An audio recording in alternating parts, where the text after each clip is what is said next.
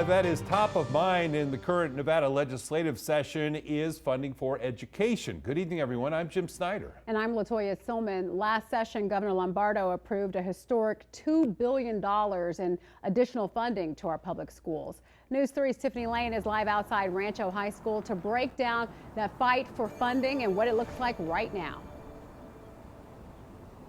Yeah, so included in that legislation in the last legislative session included money to fill some of those hard to fill positions, those vacancies in our classroom. And some of that money is running out. So there are currently efforts underway to make sure that they continue filling some of those gaps. In December of 2023, the Clark County Education Association, or CCEA, and the Clark County School District came to a contract agreement that included historic raises of 18% over 2 years for licensed professionals. They also agreed to use funds from Senate Bill 231 during the 2023 legislative session towards $5,000 additional pay for special education teachers and teachers in Title I schools with 5% vacancies. 14,500 educators ended up eligible for the funding, 2,500 more than originally projected.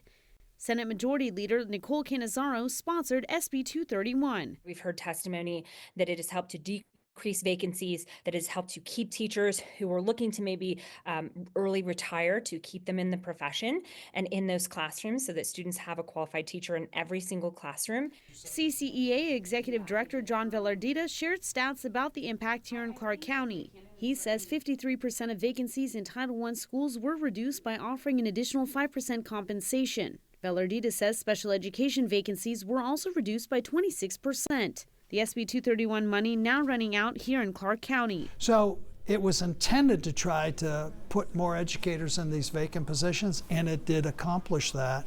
But we were working with a very defined bucket of money, and we understood from the word go that that money would run out.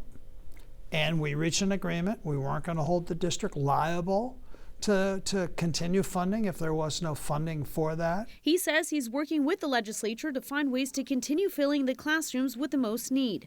Cannizzaro has announced a $500 million Educate Act that hasn't been introduced just yet. She says it would fund the continuation of nearly 20% raises for educators, support professionals, and school resource officers passed as part of the legislature's 2023 education budget. We've had conversations with the governor as well around why it's so important to provide additional compensation for these, systemically vacant positions. And we feel there's real good reception on it. Last session, there was more money available in the state because of the COVID pandemic, for example. Now this time, the funding available will likely be tight in comparison, including with cuts happening at the federal level. So we think that we have to be very smart around how that money, what money is achievable, is spent on education. Now, Senate Majority Leader Cannizzaro does have until March 17th to introduce her Educate Act. We will provide more details on that over the next week. Reporting live from near downtown Las Vegas, I'm Tiffany Lane for News 3. Back to you. Yeah, it certainly is an issue that a lot of parents and students probably care about, so we thank you for bringing it to our attention. The Nevada